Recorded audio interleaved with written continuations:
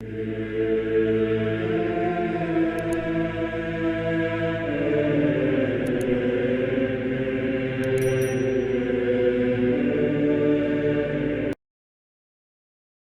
nós podemos falar no juízo particular, nós podemos falar no juízo final, nós podemos falar ainda naquilo que Nossa Senhora falou em Garabandal, né?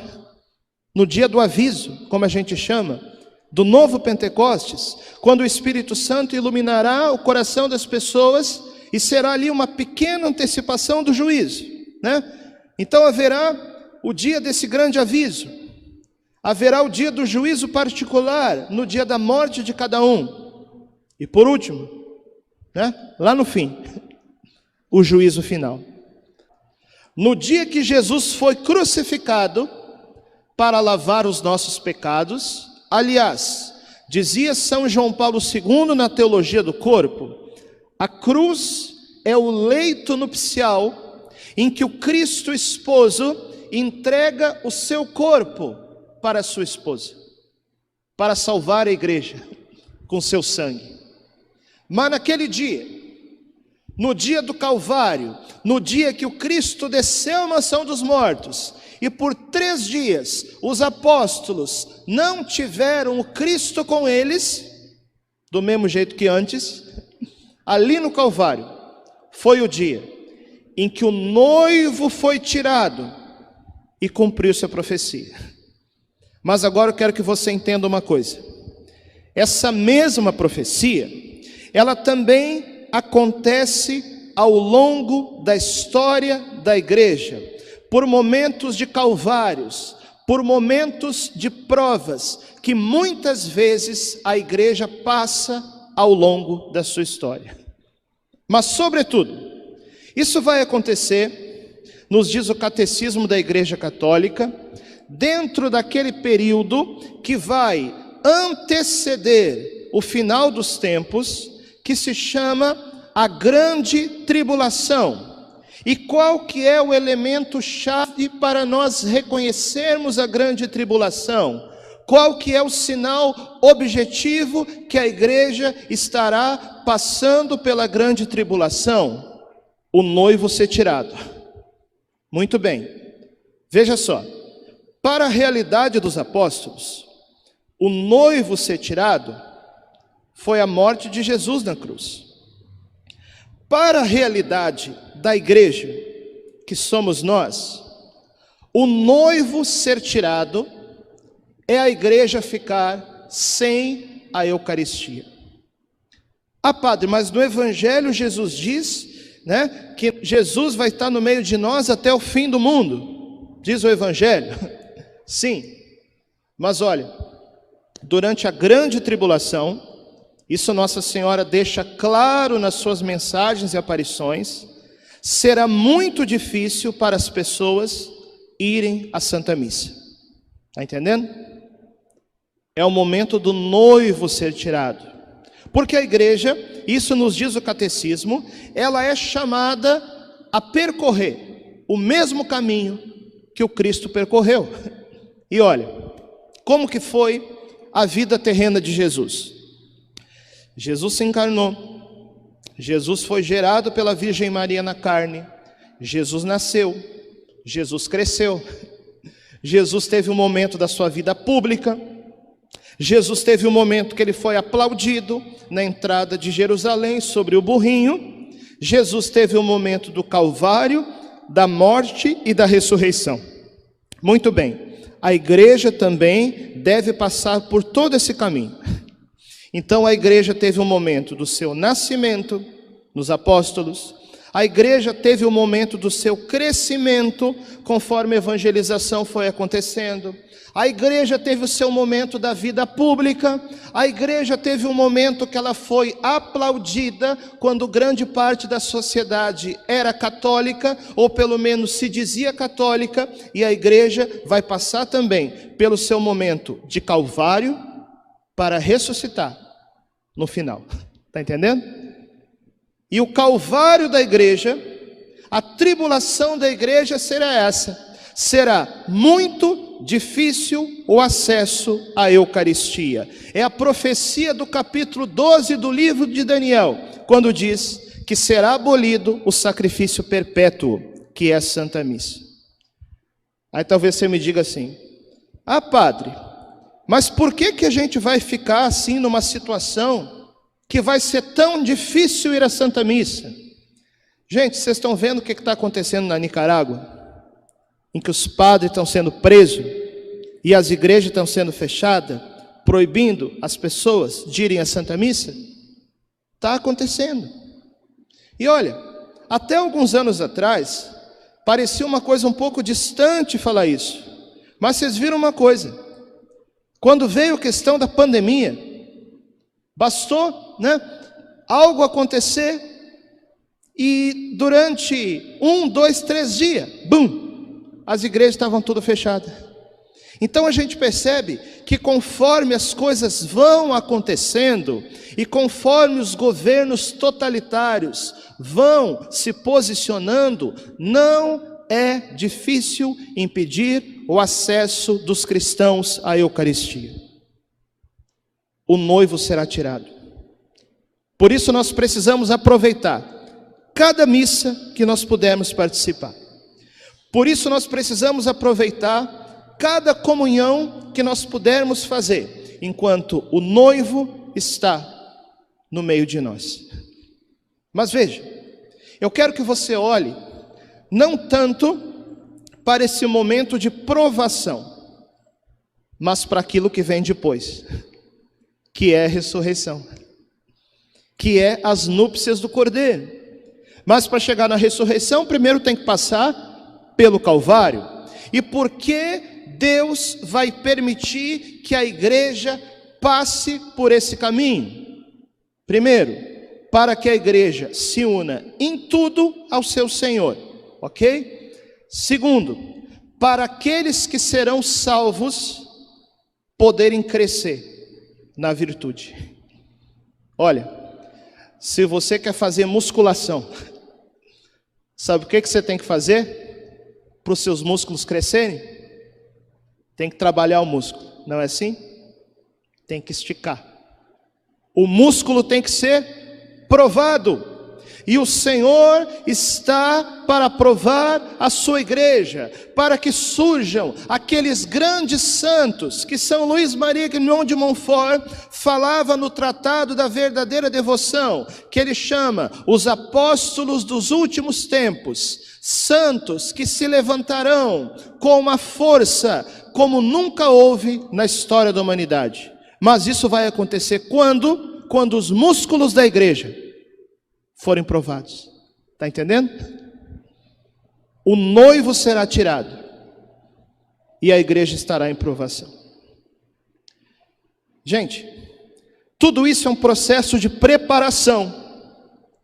Tudo isso é um processo de purificação para que a noiva esteja pronta para receber o Senhor. E aí no final de tudo, olha, eu não vou entrar aqui em questões de cronologia escatológica, mas eu quero dizer o seguinte: no final de tudo vai haver o juízo final. E aquilo que São Paulo fala na primeira leitura, quando ele diz assim: quem me julga é o Senhor, portanto, não queirais julgar antes do tempo. Sabe por quê? Porque tem muita gente julgando uns aos outros. Aí a gente fala quem que vai para o céu, aí a gente fala quem não vai, e aí tem gente que todo mundo pensa que é santo e talvez não seja, e gente que todo mundo pensa, que não presta, mas que talvez esteja sendo injustiçado. Então São Paulo está dizendo, é Deus quem julga. Não queirás julgar antes do tempo, porque no dia do juízo final, tudo ficará claro e as máscaras cairão. E aí São Paulo fala assim: aguardai que o Senhor venha. Ele virá resgatar a sua igreja no último dia. Ele iluminará o que estiver escondido nas trevas e manifestará os projetos dos corações. Eu quero que você entenda que existem duas coisas diferentes. Uma coisa é o juízo particular, e ele acontece no dia da nossa morte. É entre a alma e Deus. Mas outra coisa é o juízo final, que acontecerá de forma universal, que será um juízo público.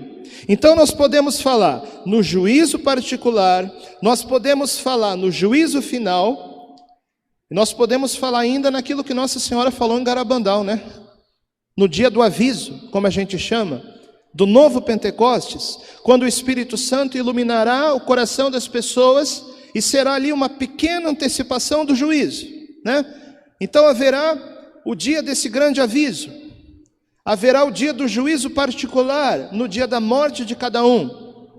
E por último, né, lá no fim, o juízo final.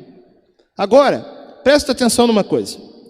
Eu falei para vocês, o juízo particular é entre a alma e Deus. Ninguém mais fica sabendo. Agora, gente, prepara uma coisa, hein? No dia do juízo final, vai acontecer isso que São Paulo está falando aqui. Deus iluminará o que estiver escondido nas trevas. Então, no dia do juízo final, todos verão o julgamento. Isso quer dizer uma coisa. Primeiro, todo mundo vai ver quem foi salvo e quem não foi, ok? Em relação àqueles que forem salvos, Deus vai ali corrigir toda a injustiça. E nós veremos verdadeiramente quem foram as pessoas justas nessa vida. E Deus exaltará essas pessoas. Essas pessoas ali perante a humanidade, os salvos, brilharão como o sol, diz a carta de Daniel. Agora, olha só isso. Aqueles que não se salvarem, Deus não vai mostrar apenas que eles não se salvaram. Deus vai mostrar ao mundo, em público, todos os pecados que essas pessoas cometeram, né? Então, Santo Afonso de Ligório, que é doutor da igreja, ele escreve no livro Preparação para a Morte, no número 25, isso que eu falei para vocês. Aqueles que são salvos, os pecados deles não serão mostrados ao mundo, mesmo que tenham pecado. Vou dar um exemplo para vocês. Quem aqui conhece a história de Santo Agostinho? Levanta a mão. Santo Agostinho era um cara sem vergonha, safado, né? Malandro, se converteu, ele é santo. No dia do juízo final, os pecados deles não serão mostrados, porque ele se converteu, está entendendo? E ele está salvo. Agora, imagina uma pessoa que não vai se salvar, que não se salvou, que não se salva. Muito bem, os pecados dessas pessoas, diz Santo Afonso de Ligório, serão mostrados em público como se fosse em uma tela. Santo Afonso viveu no século XVIII. Não tinha ainda computador, televisão, celular, cinema. Então uma tela que Santo Afonso fala é como se fosse um quadro, né? Mas bom, se os pecados vão ser mostrados, é como se fosse um quadro em movimento. Hoje é muito mais fácil, muito mais natural para nós imaginar um telão de cinema diante de todo mundo. Então, imagina só, no dia do juízo final, uma das maiores penas para aqueles que não vão se salvar é que todos verão quem eles foram de verdade. Aí não importa máscara, aí não importa posição social, aí não importa que tenham enganado os outros. No dia do juízo final, as máscaras cairão. E você imagina uma coisa. Ó, gente, eu sei que isso aí é o show dos horrores, né? Mas é bom a gente pensar isso, para que isso não aconteça com a gente. Para que a gente mude de vida, enquanto é tempo. Imagina só, se você não se salvar, e se for mostrado para todas as pessoas, de todos os tempos, de todos os lugares ali, como num telão, todos os pecados que você cometeu na vida. Imagina só um negócio desses. Difícil, né? Pois bem, essa é a humilhação no dia que a verdade sobre todas as coisas for revelada. Mas não se preocupa, viu? É só se salvar. Que não vai acontecer com a gente isso não. Pela graça de Deus, né? Certamente, se Deus quiser, né? Buscando a Deus, buscando as coisas de Deus, as coisas do alto, estaremos junto com Santo Agostinho, com os apóstolos, né? Então vai ter um grupo daqueles que passarão pela humilhação maior da sua existência. E o grupo daqueles que estarão ali, nas núpcias do Cordeiro, onde aí sim se realizará de forma perfeita o casamento entre o noivo, que agora é esposo, o Cristo, e a noiva, que agora é esposa, a igreja. Para isso temos que nos preparar com as vestes nupciais. Graça de Deus, boas obras, virtude e santidade. E estaremos com Cristo no último dia.